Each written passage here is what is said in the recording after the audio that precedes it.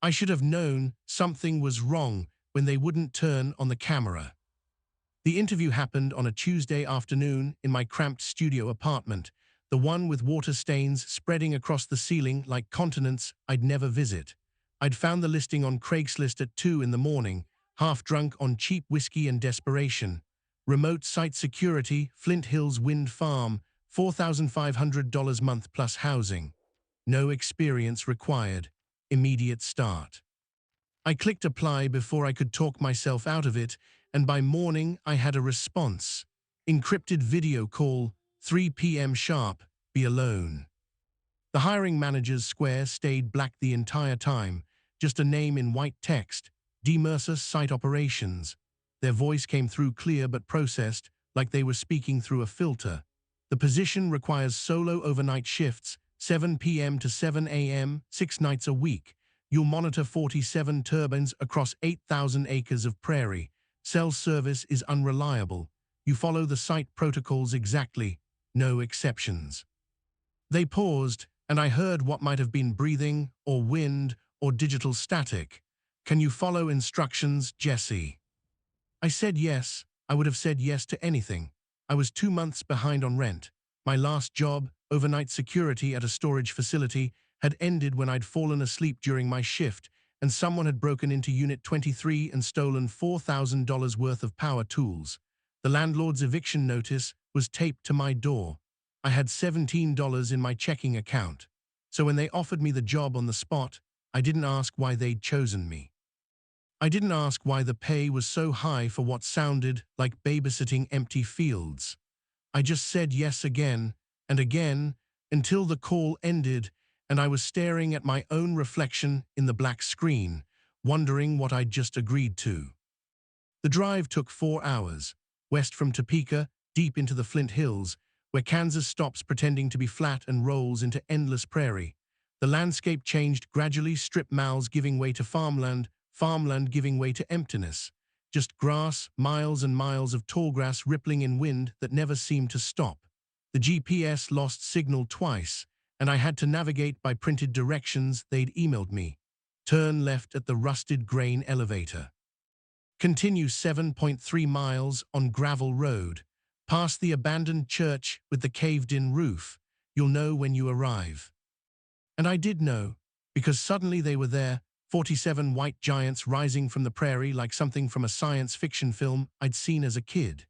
Each turbine stood 300 feet tall, blades rotating with a slow, hypnotic rhythm that made me feel small in a way I'd never experienced before.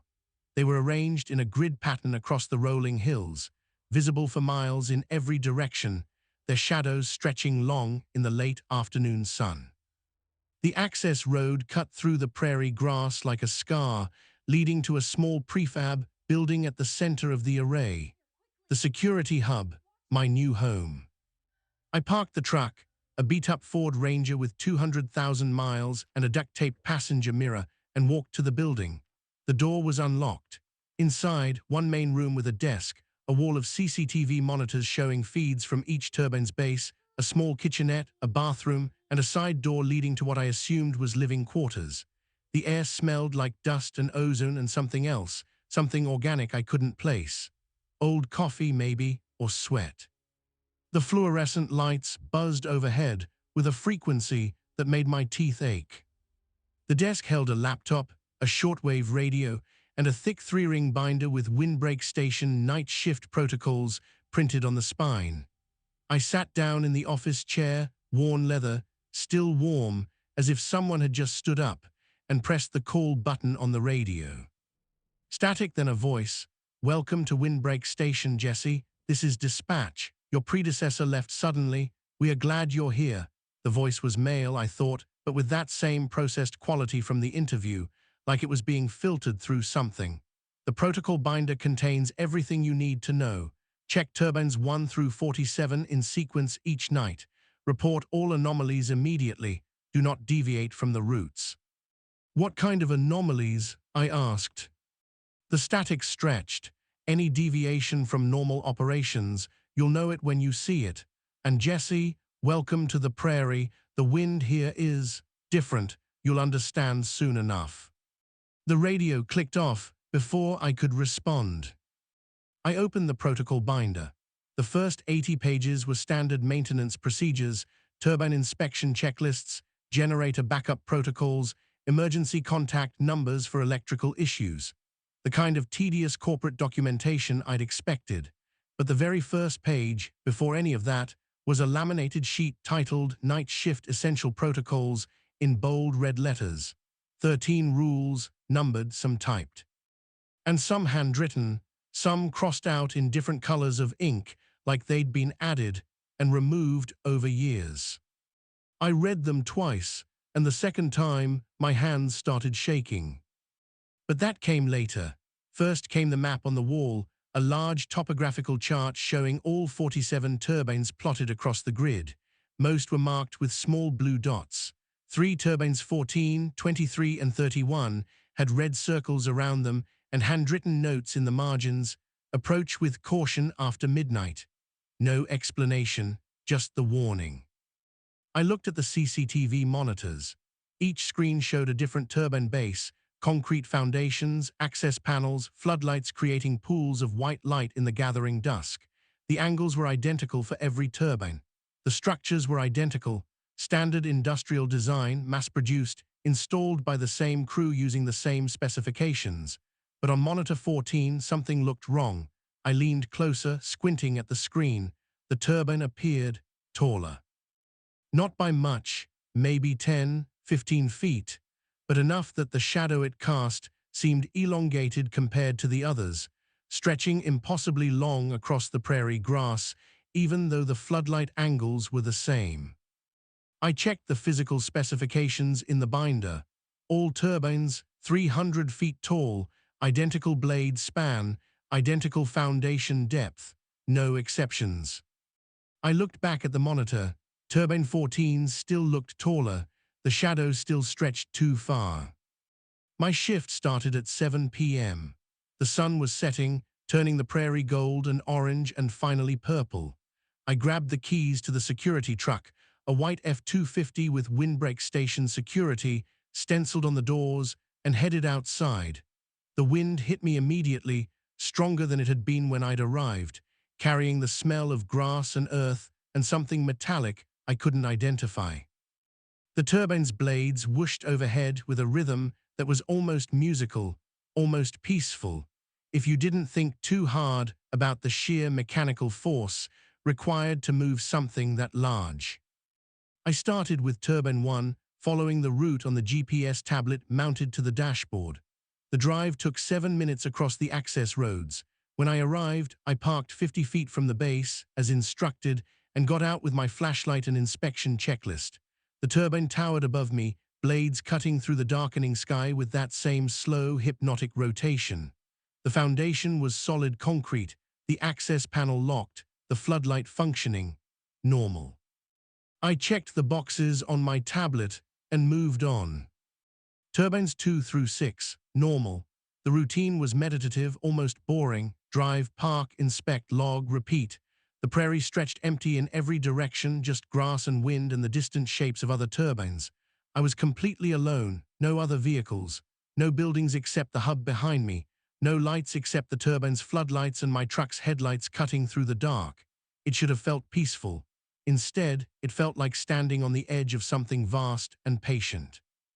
At Turbine 7, I noticed it first. I'd parked and exited the truck, walking toward the base with my flashlight. The turbine's blades were still, completely motionless. No wind. The prairie grass around my boots lay flat and undisturbed, but I could hear them. The blades, whooshing overhead with the same steady rhythm I'd heard at the other turbines, the sound of massive fiberglass surfaces cutting through air at 70 miles per hour. Whoosh, whoosh, whoosh.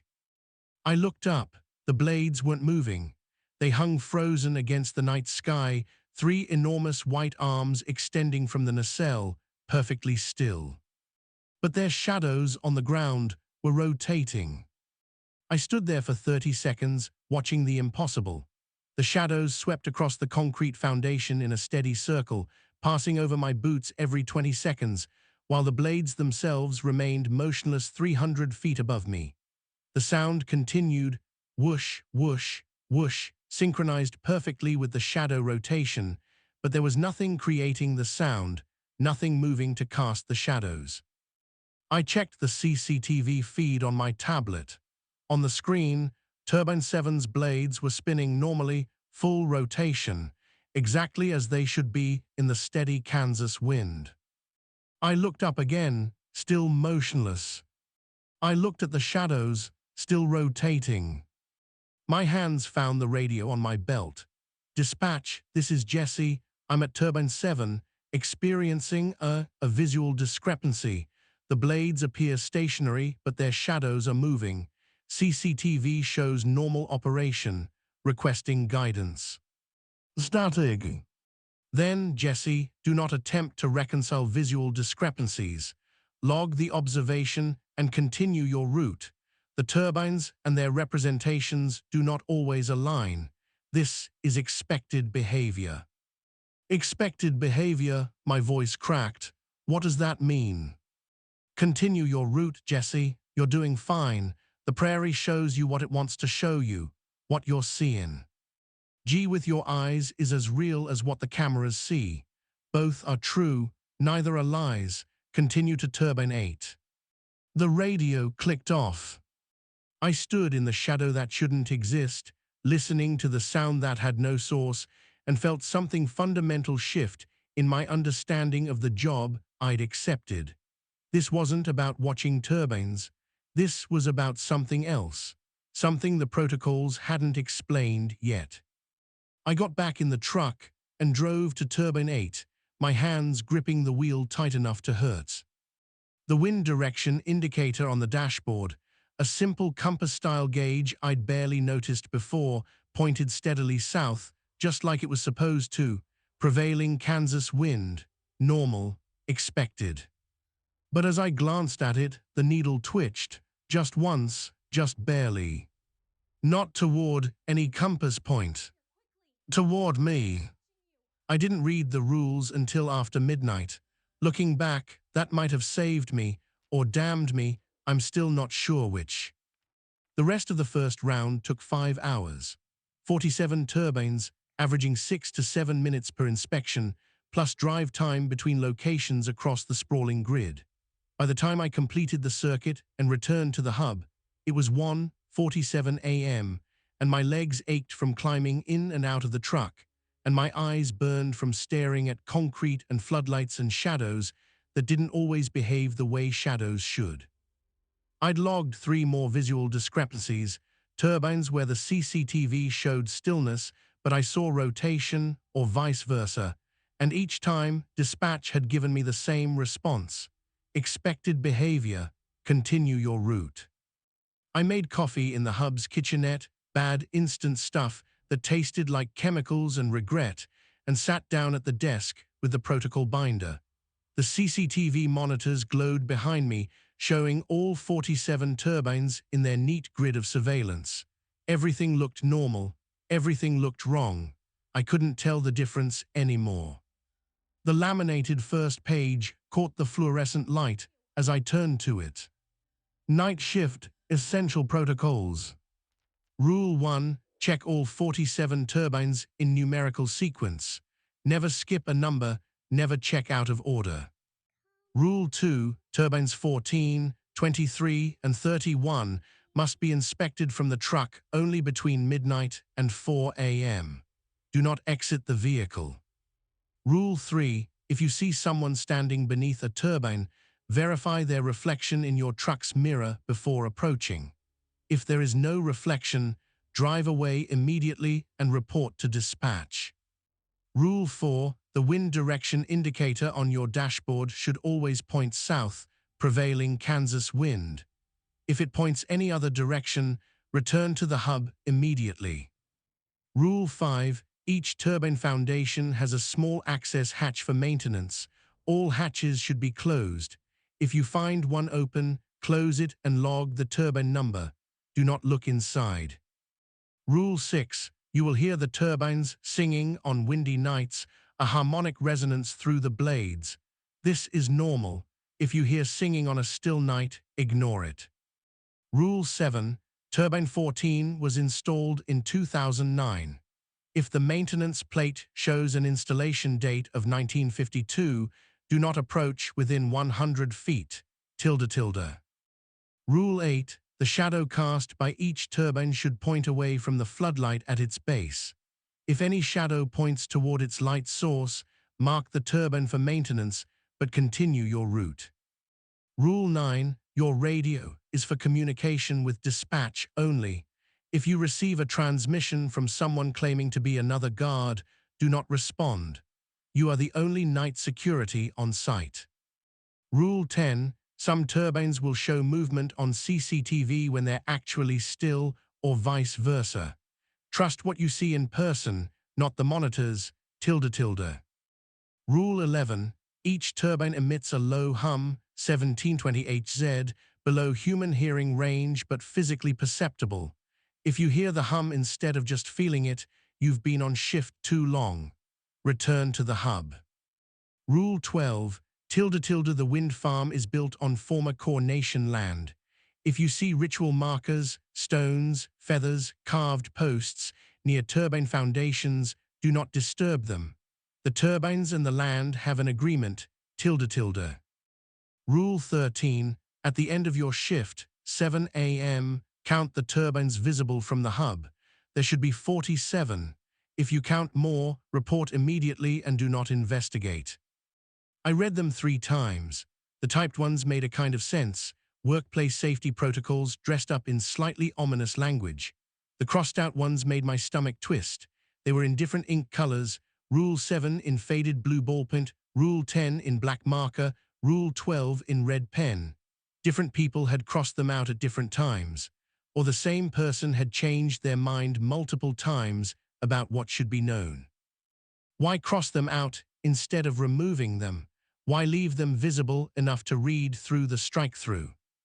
I flipped through the rest of the binder, looking for answers, and found the incident logs near the back.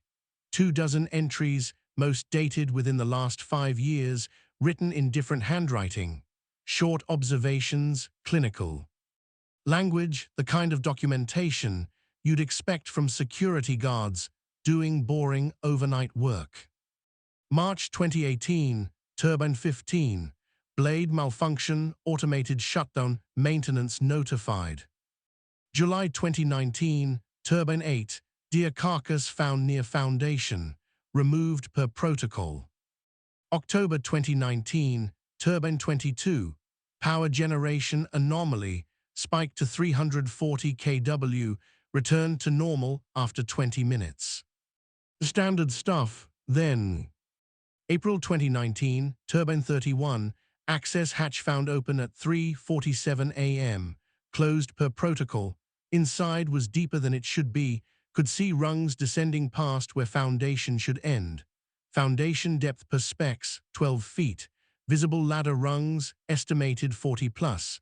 Did not investigate. Dispatch advised to log only. My coffee had gone cold in my hand. September 2021, Turbine 19, heard singing on still night at 2:15 a.m.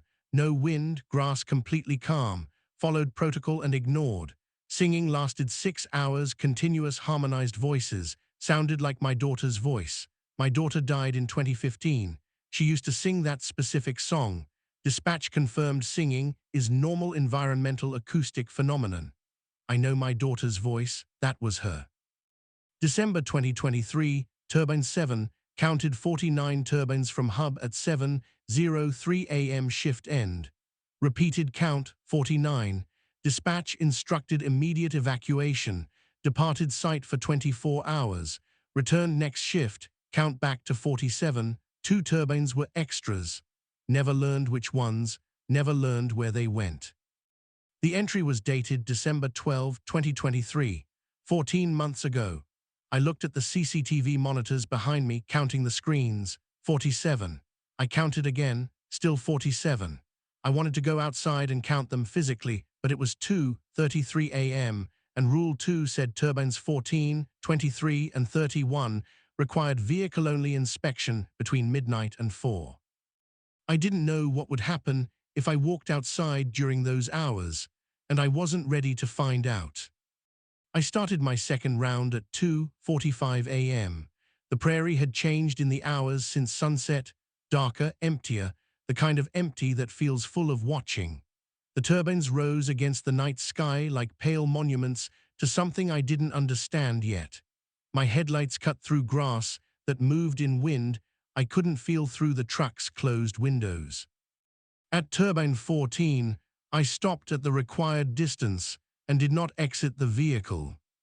The turbine looked normal through the windshield, 300 feet of white steel and fiberglass, blades rotating steadily in the wind I still couldn't feel. The access hatch at the foundation's base was closed. The floodlight created its perfect circle of illumination, everything according to specifications. But the maintenance plate bolted to the foundation was wrong. I zoomed in with the truck's mounted camera, using it like a telescope. The plate should have read, Prairie Wind Solutions LLC, installed 2009, turbine 14, standard installation marker. But through the camera's magnification, I could see different text. Kansas Power Cooperative, installed 1952, Unit 14. 57 years before the wind farm was built. Rule 7, the crossed-out rule, came back to me. Turbine 14 was installed in 2009. If the maintenance plate shows an installation date of 1952, do not approach within 100 feet, tilde tilde. I was parked exactly 50 feet away. I'd measured it when I pulled up, following the protocol requirement for midnight to 4 inspections. Whoever crossed out Rule 7 had known this would happen, had known the maintenance plate would be wrong, had known new guards would see the impossible date. And they'd decided I didn't need to know what to do about it. I logged the observation. Turbine 14 2:58 a.m. maintenance plate shows installation date of 1952. Visual inspection from vehicle only. All systems appear normal. I didn't mention Rule 7. I didn't mention the fact that commercial wind turbines didn't exist in 1952, that the technology wouldn't be developed for another 30 years, that the maintenance plate's weathering suggested it had been there for exactly as long as the impossible date claimed. Dispatch's voice crackled through the radio before I could pull away. Turbine 14 observation logged. Noted. Continue to turbine 15. The maintenance plate is wrong, I said. It says 1952. Noted. Continue to turbine 15. That's impossible. Wind turbines didn't. Jesse, the voice cut through my protest, sharper now, layered with something that might have been multiple speakers or an echo or digital distortion. The date is irrelevant to your duties. The turbine functions. That is your only concern. Continue to turbine 15. I continued to turbine 15. At turbine 23, the second red-circled caution turbine, I found the access hatch vibrating. Not shaking from mechanical malfunction or wind buffeting, vibrating with rhythm, a pulse, like breathing. The steel hatch cover, maybe 2 feet square, set flush with the concrete foundation, rose and fell by perhaps 1/8 of an inch every 3 seconds. Up, down, steady as a heartbeat. I watched. He did it through the windshield for 2 full minutes, counting the rhythm. 63 cycles, never varying, the hatch was breathing. Rule 5, all hatches should be closed. If you find one open, close it and log the turbine number. Do not look inside. The hatch wasn't open. It was closed. But it was moving like something beneath it was breathing, or like the turbine itself had lungs 12 feet below ground, and I was watching the only visible sign of its respiration. I logged it, turbine 23 3:41 a.m. access, hatch showing rhythmic vertical movement, approximately 0.125 inches, 3-second intervals. Hatch is closed. No action taken per Rule 5. Dispatch logged, noted. Continue to turbine 24. At turbine 31, the third and final red-circled turbine, I saw the figure. It was standing 20 feet from the foundation, directly beneath the nacelle 300 feet overhead. Human-shaped, human-sized, absolutely motionless. The floodlight illuminated it in stark white light, casting its shadow long across the concrete. I could see no details, no face, no clothing texture, just a black silhouette against the light, arms at its sides, facing the turbine base. Rule 3 came automatically. If you see someone standing beneath a turbine, verify their reflection in your truck's mirror before approaching. I adjusted the side mirror, angling it to catch the figure's position. The mirror showed the turbine foundation, the floodlight, the prairie grass, the shadow. No figure. The shadow existed. The shadow was real, cast by something the mirror couldn't see. I looked through the windshield again, still there, still motionless, still human-shaped and impossible. My hand shook as I reached for the radio. "Dispatch, this is Jesse. I have a person at Turbine 31, visible to direct sight but not in mirror reflection, requesting instructions." The static lasted longer this time, 10 seconds, 15, then, confirmed, Turbine 31 proximity anomaly logged. This is expected behavior. Drive away immediately and continue your route. Do not exit the vehicle. Do not attempt communication. What is it? Irrelevant to your duties. Continue your route. Is it dangerous? Only if you deviate from protocols. Continue to Turbine 32. I continued to Turbine 32, watching the figure in my rearview mirror until I rounded a hill and it disappeared from view. It never moved, not even to track my departure. Just stood there, shadow without source, watching the turbine or the prairie or the nothing between them. The rest of the round passed in manufactured normalcy. Turbines 32 through 47 showed no anomalies, no breathing hatches, no impossible dates, no shadowless figures. Just machinery doing what machinery does, generating power from wind that may or may not have been real. By the time I returned to the hub at 6:15 a.m., the sun was rising over the Flint Hills, turning the prairie gold and beautiful and entirely ordinary. I counted the turbines from the hub's window. 47, exactly 47. I counted again. Still 47. I grabbed binoculars from the equipment locker and counted a third time, identifying each turbine by its number painted on the nacelle. 47, all present, all accounted for, none extra. Dispatcher's voice through the radio, calm and almost congratulatory. "End of shift, Jesse. Well done. You followed protocols. Second shift begins tonight at 7 p.m. Rest well." I didn't rest well.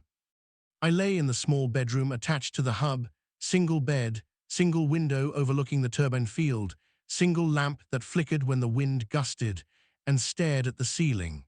Every time I closed my eyes, I saw the figure at Turbine 31, the breathing hatch at Turbine 23. The maintenance plate that claimed a turbine had been installed before the technology to build it existed. And I thought about Rule 12, the crossed-out rule in red pen, ~~, the wind farm is built on former Core Nation land. If you see ritual markers, stones, feathers, carved posts near turbine foundations, do not disturb them. The turbines and the land have an agreement, ~~. An agreement between turbines and land. I fell asleep thinking about what kind of agreement would require ritual markers, and what might happen if the agreement was broken, and why someone had decided I didn't need to know the answer. When I woke at 5 p.m., there was a new entry in the incident log, written in handwriting I didn't recognize. February 2026, Night 1 Jesse, you're doing well. The prairie is watching you. It likes how you follow rules. Don't stop following them. Don't stop being someone it can trust. The previous guard stopped following them. That's why I'm writing this instead of him. DM. DM dispatch. D. Mercer from the interview. I read it 3 times, my hands shaking. The ink was fresh, still slightly wet when I touched it. I'd been alone in the building since I arrived yesterday. I'd locked the door when I went to sleep. Someone had been in the room with me while I slept. Someone wanted me to know they'd been there. Someone wanted me to know they were pleased with my obedience. My second shift started at 7 p.m., and this time I read all 13 rules before I left the hub. I read them until I had them memorized. I read them until they felt less like instructions and more like scripture.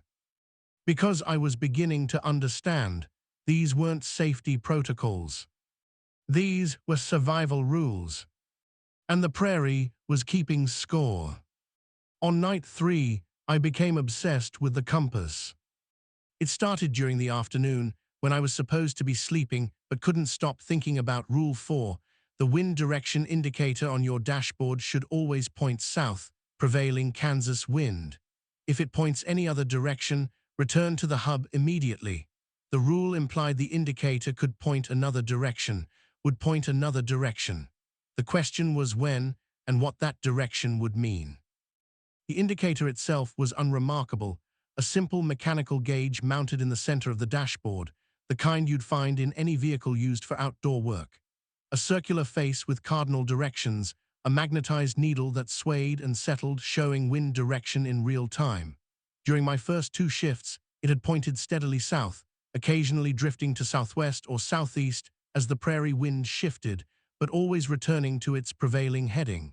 Normal behavior, expected behavior. But I couldn't stop staring at it. I drove my first round of night 3 with my eyes splitting time between the road and the gauge. Turbines 1 through 13, needle pointing south, southwest, south again, normal. At turbine 14, the one I had to inspect from the vehicle only, the one with the 1952 installation date that shouldn't exist, I stopped 50 feet from the foundation as protocol required and watched the needle. It began spinning. Not drifting, not swaying with wind changes. Spinning. The needle rotated through all 8 cardinal and ordinal directions in smooth, continuous motion. South, southwest, west, northwest, north, northeast, east, southeast, and back to south again. Full rotation every 6 seconds. Around and around and around, as if the truck existed at the center of a vortex where wind blew from every direction simultaneously. I felt no wind. The prairie grass outside the windows lay completely flat. The truck didn't rock. The air was still as held breath. But the turbine's blades above me rotated at full speed, massive white arms cutting through the night sky with the steady whoosh whoosh whoosh that meant strong, consistent wind. I checked the CCTV feed on my tablet. Turbine 14's blades appeared motionless on camera, frozen in a specific 3-spoke position like a photograph. Direct sight, spinning blades, full rotation, high wind. CCTV, motionless blades, no wind. Wind indicator, spinning needle, all directions, impossible vortex. Physical sensation, no wind at all. All of it true, all of it real, all of it contradicting everything else. I radioed dispatch. Turbine 14 showing wind direction indicator malfunction, needle rotating continuously through all compass points. No corresponding wind detected. CCTV shows blade stillness, while direct observation shows rotation. Requesting guidance per Rule 4. Static then, Jesse, Rule 4 specifies return to hub if indicator points any direction other than south. The needle is pointing all directions.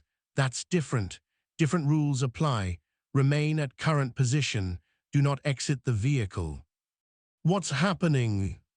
Turbine 14 is interfacing with non-local wind sources. The indicator is functioning correctly. It's showing you wind from elsewhere. Watch the needle. Tell me when it settles. I watched for 3 minutes. The needle continued its manic rotation, never slowing, never pausing. Then, with no warning, it stopped. Not gradually, instantaneously, like someone had grabbed it mid-spin. The the needle pointed directly north.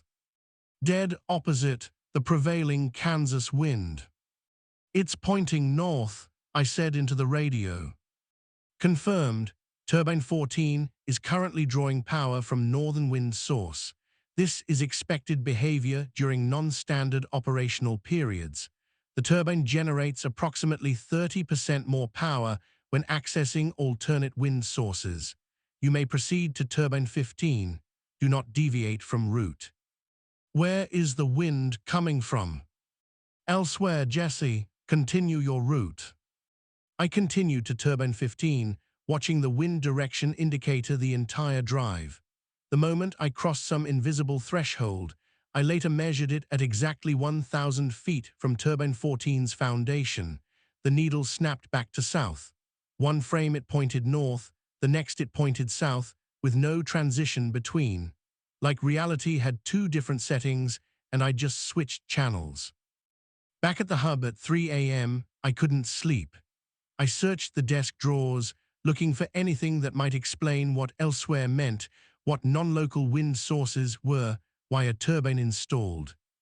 In 2009, had a maintenance plate from 1952 and generated power that had to come from somewhere, even if that somewhere violated basic physics.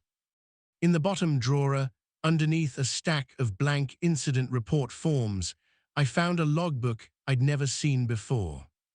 The cover was water-stained leather, the pages yellowed and brittle. The handwriting inside was precise, technical, the kind of documentation an engineer might keep. The first entry was dated October 2009 and signed R. Kaufman, Night Security Chief. October 14, 2009, Turbine 14 installed today.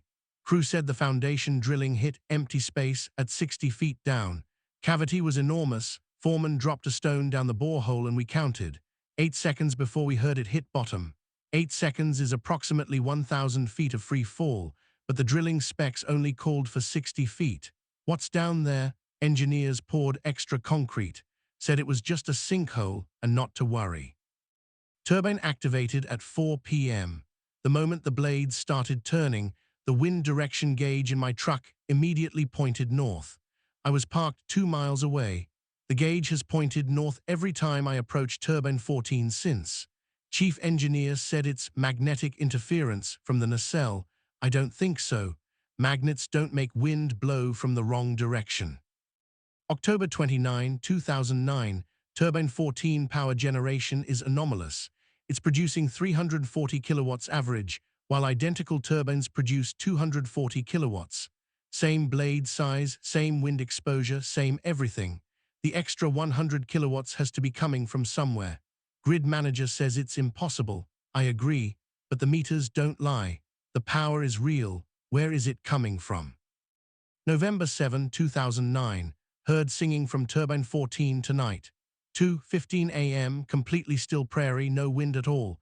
But the singing was clear, hundreds of voices in perfect harmony, but not human, mechanical. Like the turbine itself was singing, the blades resonating in frequencies that shouldn't exist. The singing stopped when I approached within 50 feet, resumed when I backed away to 100 feet. It's aware of proximity. Turbines shouldn't be aware of anything. January 3, 2010, I measured it today, with an anemometer and a stopwatch and a whole lot of confusion. The wind at Turbine 14 is blowing at 23 miles per hour from the north. Everywhere else on the prairie, 18 miles per hour from the south. 50 feet of space and the wind reverses direction and gains speed. The turbine is creating its own wind, or pulling wind from somewhere else. I don't know which is worse. The entries continued for 18 months, growing shorter and more disturbed, until the final one. March 27, 2011, I'm done. I told the company everything. They offered me double salary to stay quiet. I refused. I'm going to the press. Someone needs to know what's under Turbine 14. Someone needs to know what kind of agreement was made with. The entry ended mid-sentence. The rest of the page was blank, so were all the remaining pages in the logbook. R. Kaufman had never finished the thought, had never written another word. I checked the current power output logs on the hub's computer, searching for turbine 14. The data was clear: 342 kilowatts average over the past 7 days. Every other turbine averaged between 235 and 245 kilowatts. Turbine 14 was producing 100 kilowatts more than physics allowed and had been doing so for 15 years. I pulled up the CCTV feed and scrolled back through archived footage, looking for anything that might explain the extra power. The system stored 72 hours of footage before looping. I found night 2, my first full inspection round, and played back the recording from Turbine 14's camera at normal speed. The blades rotated smoothly, 3 revolutions per minute, standard operational speed. I slowed the playback to half speed, still smooth rotation. Quarter speed, still smooth. I went frame by frame. And there it was. Between frames 3847 and 3848, the blade position jumped. Not gradually, not smoothly, jumped. In frame 3847, the blade's tip pointed at the 2 o'clock position. In frame 3848, it pointed at 4 o'clock, 60 degrees of rotation. But the CCTV recorded at 30 frames per second, and at the turbine's rotation speed, each frame should show approximately 2 degrees of movement, not 60. The blade had skipped through space without traveling through the space between. I checked the next revolution, same skip, different position, this time from 7 o'clock to 10 o'clock, but the same 60-degree jump between single frames. Every revolution of Turbine 14's blades included at least one moment where they stopped existing in normal space and reappeared somewhere else along their rotation arc. The turbine was spinning through gaps, through holes in space, and whatever was on the other side of those gaps was providing the extra 100 kilowatts of power that showed up in the grid but had no source in this world. The wind from elsewhere wasn't a metaphor. It was literal.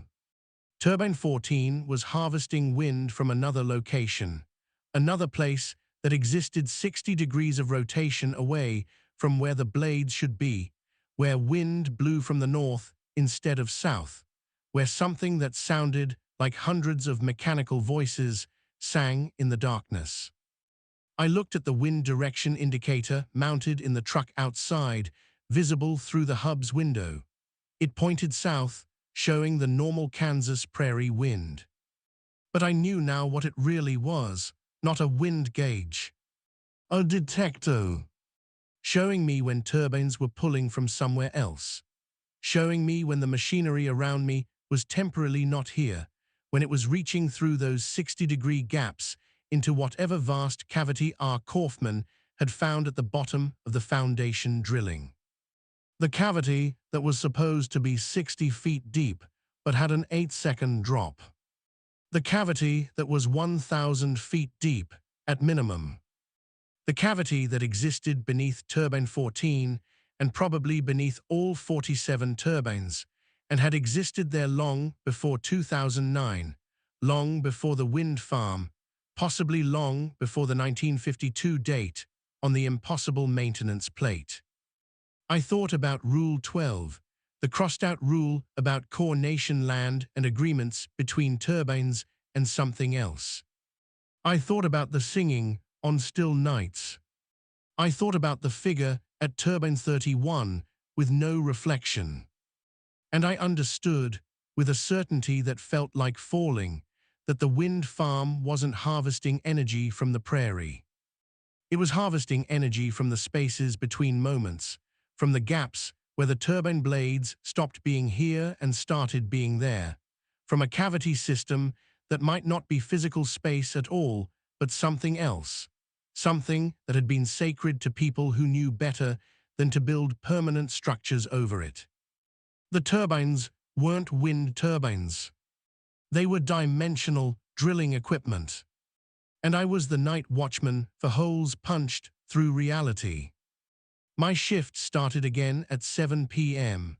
I drove to Turbine 14 first, breaking the numerical sequence protocol from Rule 1 for the first time. I had to see it with new understanding, had to know if I was right. The wind direction indicator began spinning the moment I came within 1,000 feet. I parked at the 50-foot line and watched the blades overhead. They rotated smoothly, powerfully, pulling wind from. The needle stopped spinning. It pointed north. And for just a moment, maybe 3 seconds, maybe less, I saw it. The blades weren't just rotating through space. They were rotating through nothing, through gaps in the air itself that opened and closed like wounds, like the sky was fabric, and something on the other side was pulling it tight and loose and tight again. The gaps were dark but not empty.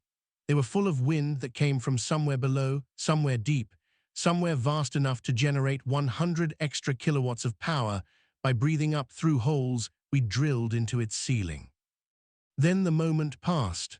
The blades were just blades again, white fiberglass against dark sky. But I'd seen it. I'd seen where the elsewhere was. It was down. Far, far down. And it was breathing. The figure first appeared at Turbine 8 on night 5, and by the time I reached Turbine 27, I understood it wasn't appearing, it was following me. 9:37 p.m., Turbine 8. I pulled up for routine inspection, headlights cutting through prairie darkness, and saw it standing 20 feet from the foundation. Human-shaped, human-sized, absolutely motionless, facing the access hatch. The floodlight illuminated it perfectly. I could see the outline of shoulders, the suggestion of arms at its sides, the vertical line of a body standing upright, but no details beyond shape. Just a silhouette, crisp and black against the concrete. Rule 3. Verify reflection before approaching. I checked the side mirror. The mirror showed the turbine, the floodlight, the prairie grass swaying in wind I still couldn't trust. No figure. The shadow was there, long and dark, cast by something, but the thing casting it had no reflection. I logged it, Turbine 8, 21, 37, non-reflective entity observed at foundation. No approach attempted per Rule 3, continuing route. Dispatch responded within seconds, logged, continue to Turbine 9. I continued to Turbine 9, the figure wasn't there. Turbines 10 through 18, clear, normal, empty, I started to relax. Then at Turbine 19, 11:47 p.m., it was there again. Same position, 20 feet from the foundation, facing the access hatch. Same silhouette, same lack of reflection in my mirror. But this was Turbine 19, not Turbine 8, miles away, different location entirely. The figure had moved ahead of me on the route, had arrived before I did, had positioned itself in exactly the same stance, waiting. I didn't log it this time. I didn't radio dispatch. I just drove to Turbine 20, hands shaking on the wheel, watching the wind direction indicator oscillate between south and southwest like it was nervous too. At Turbine 27, 1:43 a.m., the figure was closer. Not 20 feet from the foundation, 10 feet, still facing the access hatch, still motionless, still casting a shadow with no reflected source, but closer, approaching the turbine with each appearance, even though it never seemed to move between sightings. I grabbed the radio. Dispatch, this is Jesse, same non-reflective entity at 3 separate turbines, 8, 19, and 27. It's following my route. It's getting closer to the foundations at each appearance, requesting immediate guidance. Static then, Jesse, you are the only personnel on site. There are no other vehicles within 50 miles.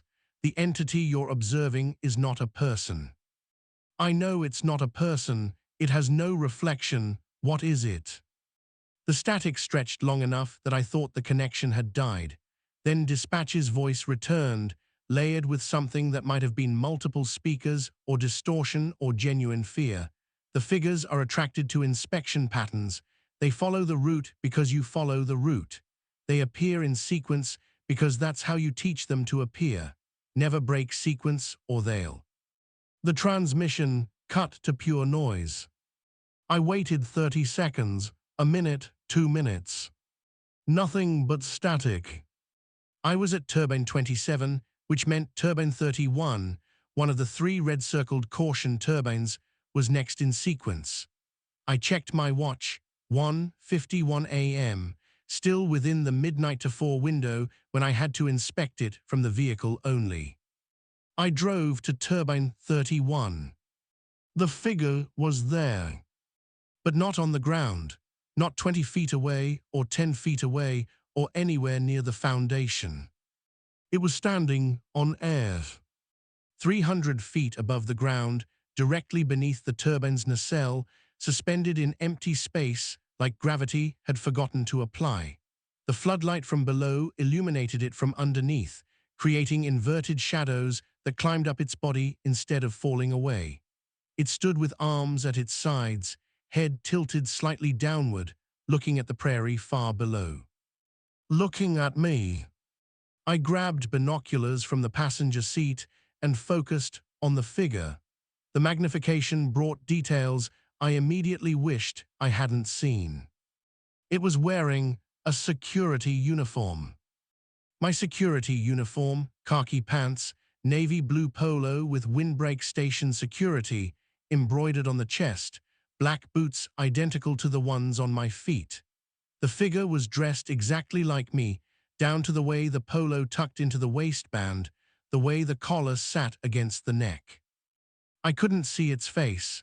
The angle was wrong, the light was wrong, or maybe there was no face to see, but the uniform was perfect. I checked my side mirror per Rule 3, even though the figure wasn't near the foundation, even though it violated every assumption about what Rule 3 was meant to prevent. The mirror showed the turbine, the floodlight, the prairie, the sky. And the figure, reflected perfectly, visible in the mirror even though I could see it directly with my eyes too. Inverse of the warning, the figure appeared in the reflection, but I could also see it in reality. Both true, both real. I watched, binoculars shaking in my grip, as the figure raised one arm, a wave, slow, deliberate, the kind of gesture someone makes when they want to be absolutely certain they're seen. I lowered the binoculars.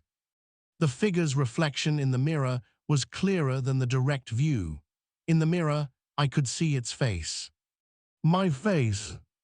Older, maybe 10 years older, maybe more, with lines around the eyes I didn't have yet, a tightness to the jaw that spoke of exhaustion or resignation or something that hadn't happened to me yet but would. But definitely me. Definitely my face, my features, my bone structure, my everything. The reflection mouthed words. I couldn't hear them, but I could read lips well enough. Don't go to turbine 14 tonight. I checked the route sequence. After 31 came 32, 33, 34. Eventually 14 would come up again, somewhere in the next round, probably around 4 a.m. based on my timing. The figure in the sky, wearing my uniform, with my older face, was warning me not to complete my route. I grabbed the radio. Pure static, no dispatch, no instructions, just white noise that could have been wind or breathing or the sound of something vast listening. The wind direction indicator started spinning. Not the slow rotation I'd seen at turbine 14. Fast, violent, the needle whipping around the compass face fast enough to blur, creating a corona of motion that suggested the truck was at the center of something catastrophic. I looked up through the windshield. The figure was descending, not falling, descending, lowering itself through the air with the careful control of someone walking down invisible stairs. It kept its eyes on me the entire descent, my older face wearing an expression I couldn't read. Warning, apology, invitation.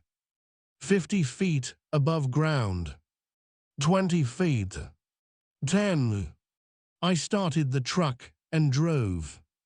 In the rearview mirror, I watched the figure reach the ground and turn to follow my departure. It stood at Turbine 31's foundation, one hand raised in that same slow wave, getting smaller as distance opened between us. It never moved from that spot. But when I reached Turbine 32, it was already there. 10 feet from the foundation, facing me directly now, not the access hatch, arms at its sides, my uniform, my face, my everything, just older and hollowed out by something I hadn't experienced yet. I drove past without stopping, violating inspection protocol, breaking Rule 1's command to check all turbines in sequence. The moment I skipped Turbine 32, reality fractured. The prairie around me folded, not metaphorically, physically folded, like the landscape was paper and something was creasing it. The horizon bent upward, curving until I was driving through the inside of a cylinder, grass and sky swapping positions, turbines appearing on all sides at once. Up, down, left, right, behind. All 47 turbines occupied the same space from different angles, overlapping, their foundations intersecting, their blades passing through each other like ghosts. My GPS display went blank, then showed undefined coordinates. The wind direction indicators spun faster, faster, faster, until the glass face cracked and then shattered, spraying fragments across the dashboard, across my lap, across my hands on the wheel. I felt blood on my palm where a shard had cut me, red and warm and real. The radio screamed, dozens of voices, all mine, all shouting numbers, Turbine 22, Turbine 7, Turbine 31, 14, 14, 14, 14, 14, 14.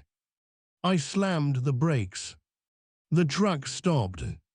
Reality snapped back like a rubber band released. Straight horizon, normal sky, turbines in their proper positions. I was sitting at Turbine 14. Not approaching it, not driving toward it. Already parked, engine running, exactly 50 feet from the foundation in the precise position protocol required for midnight to 4 inspections. I'd skipped Turbine 32 in the sequence, and the route had corrected me, forced me back to the proper order, transporting me directly to Turbine 14 without the intervening distance. The access hatch was open. I could see it from the truck, standing wide on its hinges, revealing the cavity beneath. Not darkness, light. Dim blue bioluminescent glow, like someone had installed emergency lighting in the foundation shaft. The glow came from deep down, far deeper than the 12-foot foundation depth in the construction specs, rising from whatever 8-second cavity R. Kaufman had discovered 15 years ago. And inside the hatch, visible even from 50 feet away, stairs. A spiral staircase, metal rungs bolted to the cavity wall, descending in a perfect helical curve, following the blue lights down and down and down until perspective made them vanish into a point of deeper illumination far below. The figure stood beside the open hatch, my older self, wearing my uniform. It gestured toward the staircase, an invitation. Come down, come see, come understand. My radio crackled back to life, but the voice wasn't dispatch. It was my voice. Jesse, I'm down here. I've been down here for 3 weeks. The you up there is the replacement. Come down and I'll explain everything. They're farming us, shift after shift. You're the 11th Jesse, come see. I checked the truck's odometer. The reading, 3,847 miles since I'd started the job 5 nights ago. 5 nights, 8 hours per shift, 40 hours total, at an average of maybe 60 miles per shift across the sprawling turbine grid. That's 300 miles maximum. The odometer showed 3,847 miles. I'd driven nearly 4,000 miles in 5 nights. Time had slipped, or or something had been driving my body when I wasn't aware, completing shifts I couldn't remember, wearing paths through the prairie I'd never consciously traveled. The figure descended into the hatch. Its head disappeared below ground level, then its shoulders, then its torso. Just legs visible now, standing on stairs that shouldn't exist, descending into a cavity that was supposed to be 60 feet deep, but was really 1,000 feet minimum. The access hatch began to close on its own, hinges moving smoothly, steel cover lowering, about to seal. I had maybe 10 seconds to decide. Stay in the truck, follow protocol, complete the route like the previous 10 Jesses had, like the older version of myself wearing my uniform had, until I joined them down there, or became them, or forgot I was ever someone who questioned what the wind direction indicator was really measuring. Or get out, go down, see what they wanted me to see. See what I would become. The hatch was closing, 5 seconds, 4. I opened the truck door. I should have known the moment my boot touched the prairie grass outside the truck that I'd made an irreversible choice. Should have felt the weight of violated protocol settle into my bones like radiation. Should have understood that some boundaries exist for reasons that only become clear after you cross them and can never cross back. But all I felt was certainty, a pull, like the cavity beneath turbine 14 had been waiting for me specifically, and every shift I'd worked, every turbine I'd inspected, every rule I'd followed had been bringing me here with the inevitability of water finding the ocean. The access hatch was 3 seconds from closing. I crossed the 50 feet between truck and foundation at a run, ignoring Rule 2's command to remain in the vehicle between midnight and 4 a.m., ignoring every instinct that screamed this was wrong, and dropped through the hatch just as it sealed above me with a pneumatic hiss. Blue light surrounded me, bioluminescent strips embedded in stone walls, not concrete like the foundation should have been, but natural limestone, ancient and water-carved, and covered in marks I didn't have time to examine because I was falling. Not falling, descending. My hands found the spiral staircase rungs automatically, muscle memory from a body that knew these stairs, even though I'd never seen them before. Metal rungs, ice cold, bolted into stone that radiated a vibration I could feel through my palms. The same 1720HZ infrasound hum Rule 11 warned about, except I could hear it now, not just feel it. A low mechanical chorus, like turbine blades harmonizing across frequencies that shouldn't exist. I descended for what felt like 40 minutes, but my watch showed only 4 minutes passing. Time moved differently here, stretched or compressed or maybe just unmoored from the surface world's steady tick. The blue lights pulsed with my heartbeat, or my heartbeat synchronized with the lights. I couldn't tell which was leading. The staircase ended at a floor I felt more than saw. My boots hit solid stone, and the blue lights brightened, revealing a cavity so vast my brain refused to process the scale for several seconds. Cathedral-sized didn't cover it. Aircraft hangar-sized didn't cover it. This was a space measured in city blocks, hollowed from limestone by water or time or something with intention. The ceiling arched overhead, maybe 600 feet up, studded with stalactites that had grown for millennia before humans existed in this part of the world. The walls extended in every direction, curving away into distance and shadow. And filling the cavity, arranged in perfect grid formation just like on the surface, hundreds of wind turbines. Not 47, hundreds, maybe thousands, identical white structures stretching away across the cavern floor, their foundations bolted into the stone, their 300-foot towers rising toward the ceiling. But they were inverted. Every turbine stood upside down, nacelle and blades at ground level, tower extending upward. The entire structure flipped like someone had dug up the surface turbines and replanted them wrong. And their blades were spinning. In reverse. Pulling air downward, pulling wind from the cavern ceiling down through their rotors and pushing it through the stone floor, creating a howl that resonated with that same 1720 Hz frequency. They were generating wind, not harvesting it, generating it, creating air movement from nothing and sending it somewhere else through holes drilled in the fabric of space itself. I walked between them, mesmerized and horrified. Each inverted turbine bore a number on its nacelle, 1, 2, 3, 4, continuing past 47, past 100, past numbers so high I lost count. How many shifts had I worked down here without remembering? How many versions of myself had descended these stairs and seen this impossible wind farm beneath the wind farm and just kept working? At the center of the cavern, rising from the stone floor like a tooth, a massive natural pillar. Limestone 40 feet in diameter, extending from floor to ceiling, its surface covered in carved symbols. Not modern graffiti, not maintenance markings. Ancient pictographs, weathered by centuries or millennia, depicting stick figures walking in circles around a central point. Spiral lines connecting them across different vertical levels. The same figure appearing multiple times in the same scene, suggesting either many people or one person experiencing multiple states simultaneously. And at the base of the pillar, 8 figures in security uniforms. They stood in a circle, evenly spaced, hands at their sides, eyes open but glassy and unfocused like sleepwalkers. All wearing navy blue polos with windbreak station security embroidered on the chest. All approximately my height, my build. All sharing enough facial features that I recognized the kinship immediately. They were me. Different versions, different ages. The youngest appeared maybe 30, just slightly older than I was now.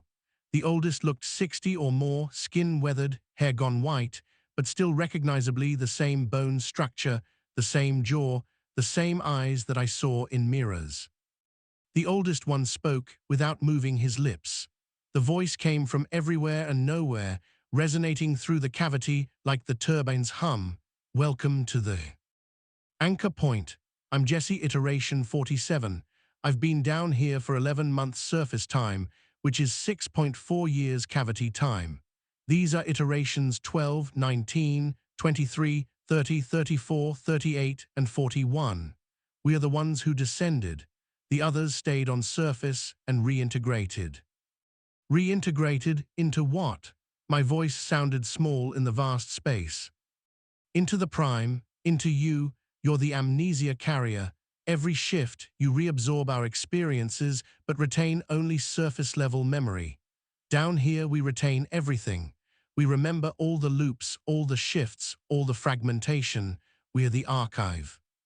A younger version, maybe late 30s, wearing a uniform that looked less worn than the others, stepped forward. His name tag read Jesse Iteration 30. He spoke normally, lips moving, voice coming from his throat. The cavity system isn't natural, it's constructed. Ancient Precor maybe 3,000 years old. The carvings describe it as the place where days are stored. Whoever built this was harvesting time long before Prairie Wind Solutions figured it out. I approached the pillar, running my hand over the carved pictographs. The symbols showed progression, stick figures entering the cavity system, stick figures walking in circles, stick figures fragmenting into multiple versions of themselves across different vertical levels, and at the top of the pillar, all the figures merging into a single form with many eyes, many mouths, many hands. That's the endgame, another Jesse said, iteration 23 appearing mid-40s. If you complete enough loops, 47 iterations, to be specific, all versions merge permanently. You become a single consciousness experiencing all 47 shifts simultaneously forever. You become distributed time. The singing you hear from the turbines, that's the merged ones. They're not suffering. They're transcendent. They experience all moments at once. From deeper in the cavity, beyond the visible turbines, I heard it, the mechanical choir. Hundreds of voices harmonizing in frequencies that made my skull ache, singing words I almost recognized in a language I'd never learned. The sound pulled at something deep in my chest, something that wanted to walk toward it, to join it, to add my voice to the chorus, and never have to make another decision alone again. Some of us want to merge, iteration 12 said. He looked mid-30s with eyes that had seen too much and wanted to stop seeing. It's enlightenment, experiencing your entire employment as a single eternal now. No more confusion, no more fragmentation, just complete temporal awareness. And some of us don't want that. Iteration 47 countered. His voice carried weight the others lacked. 6.4 years of cavity time, 6.4 years of remembering everything. I've lived down here. I've seen what the merged become. They're not human anymore, they're clocks. Biological timekeeping mechanisms, experiencing infinite recursion, feeding the turbines with their temporal consciousness. The company doesn't pay them, they don't eat, they just exist. Powering the system forever. From the shadows between inverted turbines, a figure emerged. Tall, thin, wearing a tattered security uniform so old it was falling apart at